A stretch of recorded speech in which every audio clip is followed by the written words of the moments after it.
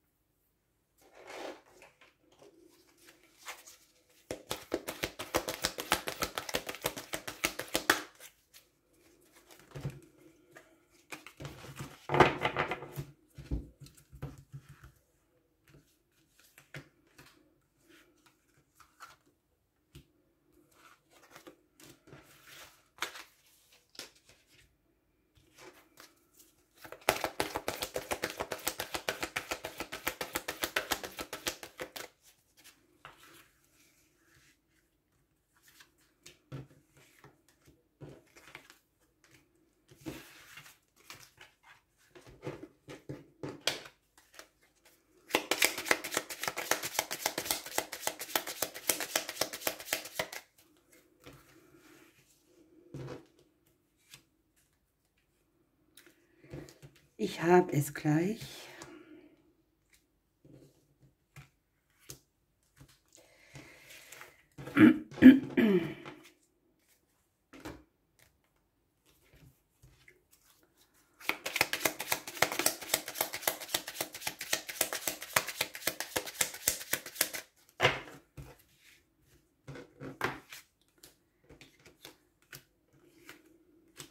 So. Zur Auswahl selber möchte ich sagen, dass ich mich nicht entscheiden kann heute zwischen der, die nichts mehr hören kann und der, die nichts mehr sagen will. Manchmal sind Kommentare einfach überflüssig. Andererseits lasse ich mir auch nicht gerne vorschreiben, was ich sagen darf und was nicht. Also erster Stapel ist für mich, der es nicht mehr hören kann. Zweiter, der nichts mehr sagen will. Dritter, der nichts mehr sehen kann. Mich zieht es heute tatsächlich mehr zu dem hin, der nichts mehr sagen will, aber ich beanspruche für mich beide Stapel irgendwie. Ihr könnt das Video ja anhalten. Ich beginne einfach mit dem, der sich den Mund zuhält. So. Nonsens. Es ist Zeit oder an der Zeit, Dinge auszusprechen, die Sinn machen. Also hier ist eine Situation, die ist vielleicht in gewisser Weise auch irgendwo unsinnig. Und es wird es Zeit, es zu klären. Dann haben wir hier das Thema ein kurioser Traum. Ne? Hier braucht man Erdung, hier kommt man zurück zur Realität. Vielleicht ist es auch sowas wie Ankommen, Heimkommen, seinen Platz finden in diesem unsinnigen Gefüge. Dann haben wir ja hier, das ist immer wieder der Wahnsinn, ne? Man hält sich hier den Mund zu und in der gefrorenen Tundra ist Stille. Ich lege sie erstmal alle hin. Dann haben wir Berkana, die Geburt neuer Ideen. Wir haben die Kröte mit dem Thema Offenbarung. Eine Prüfung wartet irgendwo auf uns. Und wir haben die Linde. Gemeinschaft macht stark. Die Hauptrolle in unserem Leben spielen wir. Und am Deck habe ich noch, ja, man hinterfragt das Seelenleben, ne? Man zweifelt so ein bisschen, was ist richtig, was ist falsch, was macht Sinn, was macht keinen Sinn. Irgendwelche Entscheidungen stehen an, neue Wege sind sichtbar. Wir haben hier noch die Sterne dabei. Hier ist vielleicht auch irgendetwas, das man investiert. Ein guter Weg für eine Sache, die sich in der Zukunft auszahlen wird. Man darf die Zweifel über Bord schmeißen. Selbstwertthemen sind hier auch mit dran. Und man findet einfach Wege, die, ich würde mal sagen, die unter einem guten Stern stehen. Bei der gefrorenen Tundra ist es so, dass man vielleicht manchmal das Gefühl hat, dass etwas eingefroren ist oder dass sich etwas zeigt, wo man nicht richtig vorankommt, wo irgendwo ein bisschen was auch brach liegt. Und die Karte sagt einfach, nimm mal eine Auszeit, das passt ja hier auch sehr gut, ne? Erde dich, geh zurück zur Realität, komm irgendwo an. Und das macht man hier in der Stille. Hier darf man sich ein bisschen rausziehen aus einem Projekt, aus einer Beziehung, aus einer Begegnung. Und wenn es auch nur ein paar Augenblicke sind, denn man muss sich hier klären. Man darf Verbindung aufnehmen mit der inneren Stimme. Und es ist eine Zeit, wo man nicht gleich losbrecht, sondern da muss erst was geklärt werden. In sich und um sich. Man lässt die Dinge reifen. Man setzt so lange instand, was kaputt ist oder nicht richtig funktioniert. Man durchdenkt seine Dinge. Man schlägt Brücken. Wenn es hier auch so trostlos ist oder man hat dieses Gefühl des Alltagsgrau in Grau, ne, dann ist es auf jeden Fall so, dass wir, wenn das Eiswetter taut sozusagen, auch neues Wachstum erwarten. Also hier ist etwas noch nicht richtig an der Zeit. Timing ist eine wichtige Sache. Und das Durchdenken, denn hier ist Kuriosität, hier ist Nonsens, hier ist irgendwas nicht greifbar. Und die Geburt einer Idee steht bevor sozusagen mit dieser Rune. Was jetzt hier sehr spannend ist, diese Rune gehört zum Element Erde, das wir ja hier auch haben. Dieses Erden ist sehr wichtig. Und im Bezug steht die Rune zur Geburt einer neuen Idee, einen Neubeginn. Es ist auch eine weibliche Kraft. Hier ist Nahrung für Körper, Geist und Seele sozusagen. Man sieht auf der Rune eine Figur, die sozusagen das Weibliche, auch die weibliche Sexualität repräsentiert. Das ist sozusagen der Busen der Natur. Und da geht es darum, dass man irgendetwas entstehen lässt, was natürlich unter diesem mütterlichen Einfluss steht und sehr fruchtbar wird. Die Rune ist eine Begleitung, zum Beispiel auch vom Kind zum Erwachsenen. Und es geht um die Weiblichkeit, um die Aspekte der Weiblichkeit, die hier genährt und auch genesen werden. Es geht auch darum, wo ist man übertrieben fürsorglich oder mütterlich, wo darf man etwas mehr machen. Wie ist es mit unseren eigenen Bedürfnissen, wo mangelt es an Erfüllung? Sich zurückziehen, hineinlauschen, wo sind Bedürfnisse, die wir nicht leben. Und die Rune nimmt einen auch in den Arm, wenn man sich im Leben irgendwo verlaufen hat und lässt ausruhen und führt wieder zurück auf einen Weg. Man spürt es ja hier schon, dass es irgendwie unstimmig ist, dass es unsinnig ist, dass es irgendwie komisch ist. Und hier wird man auf sich selbst zurückgeführt. Ne? Wenn ich das jetzt so sehe mit diesem, betüdel ich vielleicht zu viel oder wo bin ich überfürsorglich und wir haben hier die Gemeinschaft, dann ist es schon auch so, dass man vielleicht etwas zurückbekommen möchte, was ähnliche Qualitäten hat. Man darf auf seine Bedürfnisse hören und auch bereit sein, da eine Entwicklung nach vorne zu machen. Und genau in dieser Position, es geht ja um uns, um unsere Hauptrolle in unserem Film, geht es jetzt darum zu gucken, was ist hier unstimmig, was ist für mich kurios oder unsinnig. Und genau da kommt eben die Kröte, die fordert hier in diesem Moment unsere Aufmerksamkeit. Denn hier ist ein Rat, ein Hinweis, der vielleicht nicht gesehen wird, Zeichen, die wir übersehen, weil es einfach zu viel ist oder ja, zu viel Trouble auch um uns rum. Aber die Kröte, die sagt hier, hey, sei achtsam, denn hier ist eine Botschaft, die du gebrauchen kannst für deinen neuen Weg. Die Kröte an sich steht ja auch im Feng Shui für Weisheit und Reichtum. Und wenn man bedenkt, wie sagt man zum Geld, ne, die Kröten. Okay.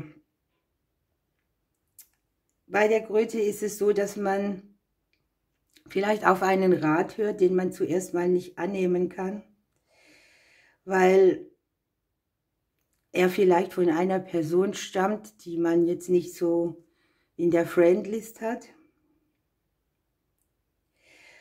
Es geht wieder darum, sich zurückzuziehen, in den Spiegel zu blicken, ne?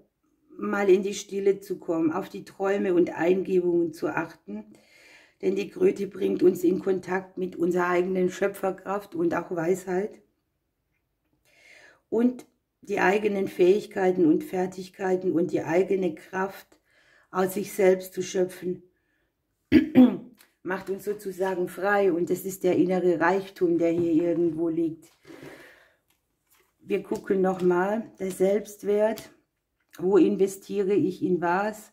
Und wo sind Themen, wo ich mich für irgendeinen Weg entscheiden muss, wo meine Seele im Gleichgewicht ist, wo ich Kröten, hier ist die Geldkarte dabei, auch so einsetzen kann, dass ich Wege finde, wie mir etwas zurückkommt. Also ich verschenke hier nicht meine ganzen Gaben, sondern ich baue auf eine Fertigkeit, die mir einen Wert zurückgibt. Vielleicht auch einen Selbstwert, bei jedem unterschiedlich. Das war unsere Botschaft. Ich bin sehr zufrieden damit. Und wir schauen, was die andere Eule mitbringt. Nämlich die, die nichts mehr hören will.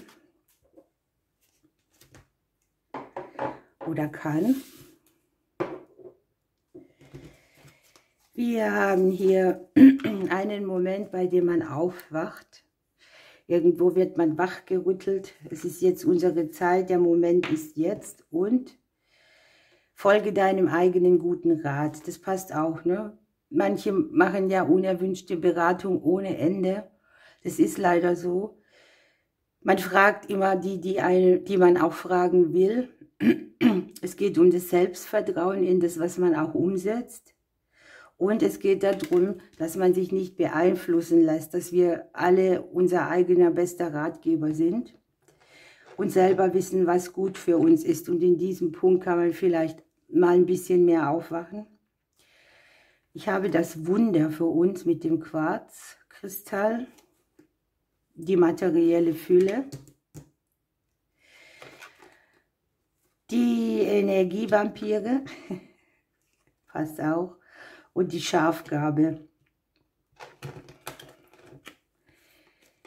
Hier haben wir, dass wir schon ein fertiges Juwel sind, dass wir aus dem, was wir haben, scheinen und glänzen und keinen Feinschliff mehr benötigen. Und hier ist etwas, was unser Herz oder unsere Herzensangelegenheiten ein bisschen beeinflusst. Ein Herzschmerz, eine Unruhe.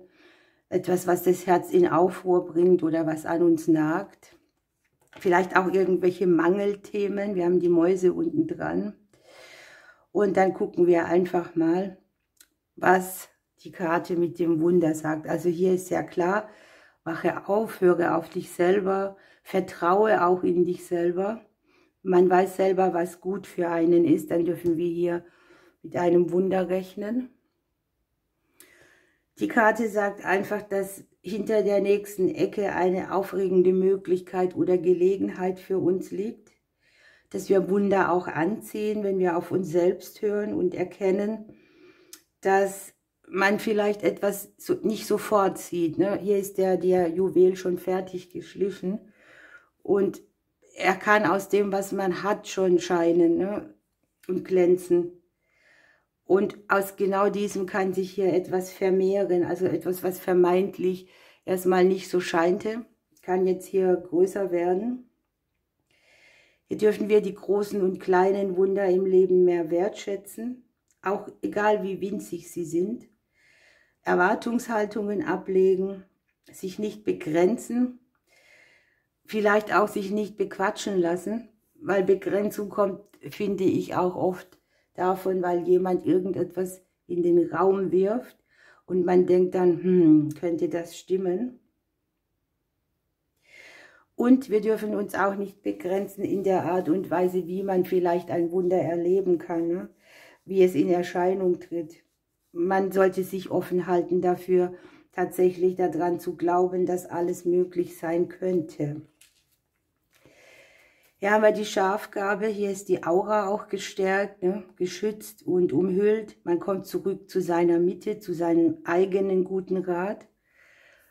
Und wir haben hier tatsächlich Fehu mit der materiellen Fülle. Hier wird irgendetwas vollendet. Die Rune gehört zum Element Feuer. Sie nimmt Bezug auf die, Kühe, Rinder. Sie steht für materielle Fülle, Reichtum, Geldzufluss. Und mit der Hilfe von dieser Rune oder mit der Unterstützung werden Situationen wieder in Bewegung gebracht, die nicht vorangegangen sind.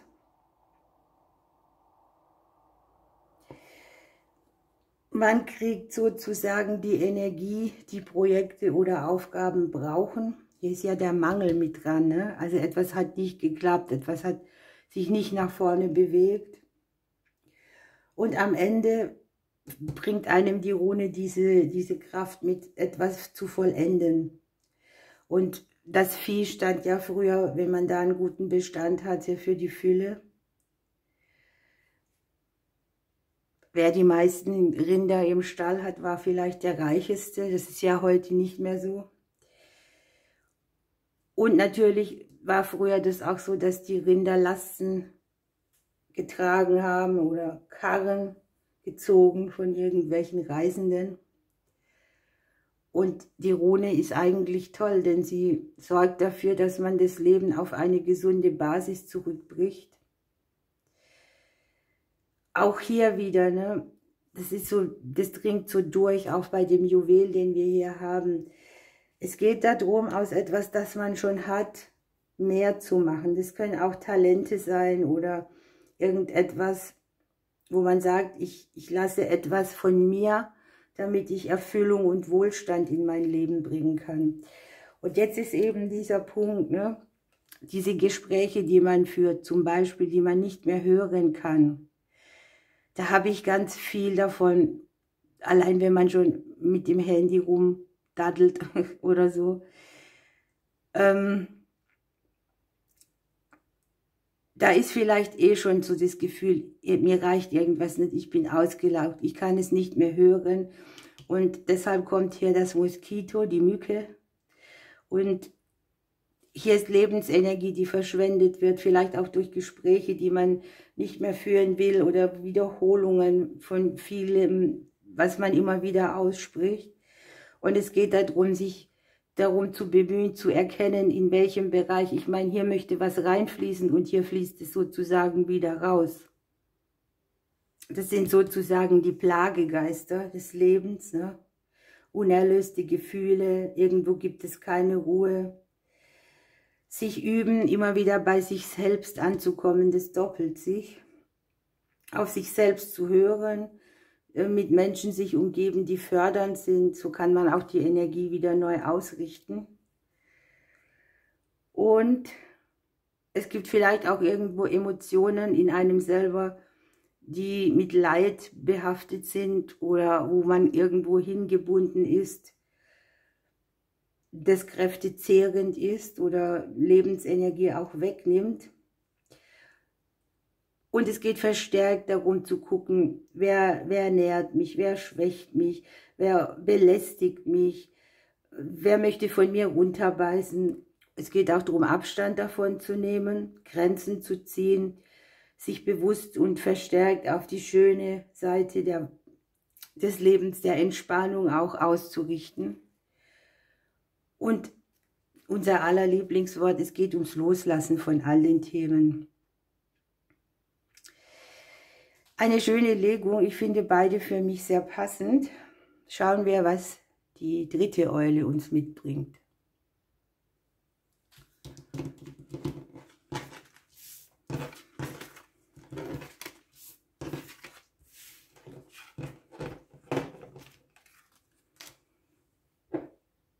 So, das ist die nichts mehr hinsehen will oder die etwas nicht mehr sehen kann. Und was haben wir hier? Ja, der richtige Weg, einen Plan haben, überlegen, wo wir sein wollen, wo wir hinkommen möchten. Und hier ist eine sehr schnelle Energie, hier ist dieser Wechsel über Nacht, schnelle Überzeugungen, eine Einstellung, die von heute auf morgen nicht mehr gilt und es ist auch okay so. Vielleicht auch Dinge, die einen ein bisschen überrumpeln, weil sie so schnell sind und man braucht hier einen Plan, um auf den richtigen Weg zu kommen. Hier ist die Freude zu sehen mit dem Spatz, das natürliche Wachstum, der Marder, das Wiesel, Befreiung und Kühnheit, aus alten Situationen und Fesseln rausgehen, das neue Glück schmieden. Das ist auch wieder sehr passend, denn hier fragt man sich, ja, bin ich auf dem richtigen Weg? Wo möchte ich sein? Wo möchte ich in der Zukunft sein? Und hier kommt die Schlüsselblume mit dem Thema Kindheitsträume. Ne? Hier darf noch etwas umgesetzt werden von dem, was wir von Leben brauchen oder wollen oder wie wir leben wollen, was wir vielleicht schon als Kind uns gewünscht haben, aber nie umgesetzt haben. Ja, da ist es wieder. Schwarze Schaf-Status. Nicht richtig dazugehören, etwas so zu tun, als man nicht der Norm entspricht. Da reicht auch, wenn du eine komische Haarfarbe hast, ein Auge, das anders aussieht, als die Gesellschaft es will. Eine Augenfarbe, die speziell ist, ein Blick, der speziell ist. Es reicht so viel, um jemanden so zu bewerten, dass er einen Status kriegt, der möglichst unangenehm ist. Ja? Anders sein, nicht in familiäre Strukturen reinpassen, sein eigenes Ich leben, sich nicht ausgegrenzt fühlen, obwohl man anders ist. Da steckt so viel drin. So, vielleicht ist es auch dieser Standpunkt, dass man eben auch als schwarzes, besonders bezauberndes Schaf Dinge umsetzen kann, die man sich für sein Leben wünscht. Ein schwarzes Schaf würde niemals draufkommen, die Haare zu blondieren, zum Beispiel. Ja? Und es geht hier sehr viel um das Thema in die Freude kommen. Möglicherweise hat man hier aus diesem schwarzen Schafstatus überwunden, dass man vielleicht anders ist oder dass man ganz anderes Leben führt, dass einen viele nicht verstehen, dass man seine Einzigartigkeit beklatschen kann. Ja? Das ist ja auch was, das lernt man im Laufe des Lebens. Manche fühlen sich ausgestoßen, die anderen sagen, okay, ich bin was ganz Besonderes. Aber hier geht es darum, dass man mit Freude ans Werk geht, dass man Zeit mit anderen verbringt, dass man feiert, dass man das Leben genießt und wertschätzt und Hochstimmung irgendwie auch so ist, dass man sich nicht gedrückt fühlt oder gebremst oder ausblockiert bei dem, was man gibt. Und es sich erlauben, ganz viel Spaß zu haben und den Spaß auch mit und an andere weiterzugeben. Das ist hier die zentrale Botschaft. Dann haben wir mit der Rune Jera, auf der Karte sieht man die Ernte. Das Element der Rune ist Erde.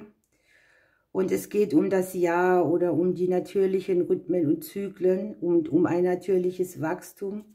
Es geht auch um Kommen und Gehen. Alles kommt, alles geht. Die Nacht geht, der Morgen kommt. Auf den Winter folgt der Frühling.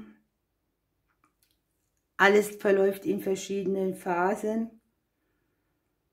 Und man setzt da praktisch diesen Punkt an, in dem Jahr, wo Fruchtbarkeit und Ertrag am höchsten sind. Wenn man da abweicht oder sagt, okay, ich pflanze jetzt mal im Winter eine Tomatenpflanze, weiß man ja, dass es nichts werden wird, weil sie Sonne braucht zum Beispiel. Also würde man das Ergebnis der Ernte manipulieren. Und so ist es, geh mit dem Flow, sei am Rhythmus des Jahres oder wegen mir auch des Mondes, was alles eben so rhythmisch verläuft. Dann wird sich das Leben auch harmonischer für dich gestalten. Geh nicht gegen deinen eigenen Rhythmus an. Wenn man müde ist, noch weiterzumachen und nicht zu regenerieren, produziert auch nichts Gutes.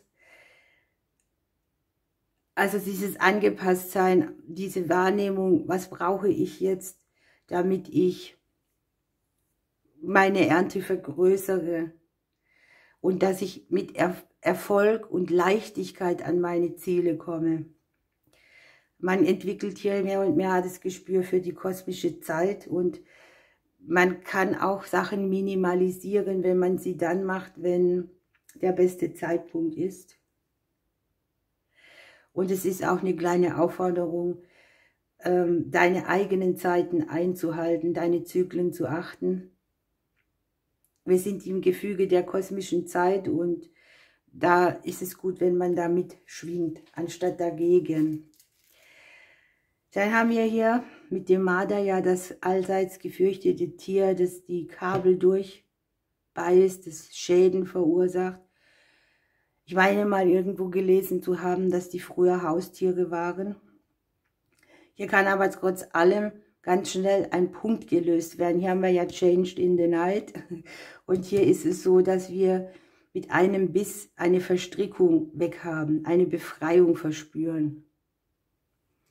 Der Marder hat sozusagen auch ungeahnte große Kräfte, die er uns verleiht.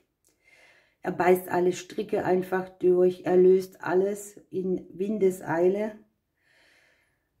Die sind auch sehr beweglich. Hier möchte jedenfalls Lebenskraft befreit werden und zum Fließen kommen.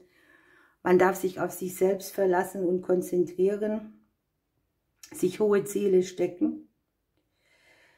Es geht ein bisschen auch darum, das Auf und Ab des Lebens zu meistern. Es ist ja nicht immer nur alles ab und nicht immer nur alles auf. Und irgendwo hat man hier vielleicht noch Fesseln anliegen, die einen hindern. Hier unterm Deck haben wir tatsächlich so ein bisschen die ausgebremste gebende Kraft. Hindernisse in dem Bereich, was erschaffe ich mir oder wie, das passt sehr gut. Und wenn wir jetzt den Rat annehmen, ist es so, wenn wir merken, wir haben Hindernisse, warum müssen wir immer dagegen anrennen? Ne? Warum können wir nicht erst ausruhen, regenerieren, uns rausnehmen und dann Veränderungen anstreben, wenn die Bahn frei ist? Das kann sich jetzt hier auch auf ein Gegenüber beziehen oder auf eine partnerschaftliche Situation zum Beispiel. Es ist ein allgemeines Reading. Ich denke, es kann hier aber auch sehr gut sein, dass man tatsächlich ausgebremst wird und mehr in das Empfängliche reinkommen darf. Nicht nur reinbuttern oder etwas tun und tun und tun und hier die Freude und den Spaß am Leben vergessen. Ihr Lieben, ich wünsche euch eine schöne Zeit. Ich drücke euch bis bald.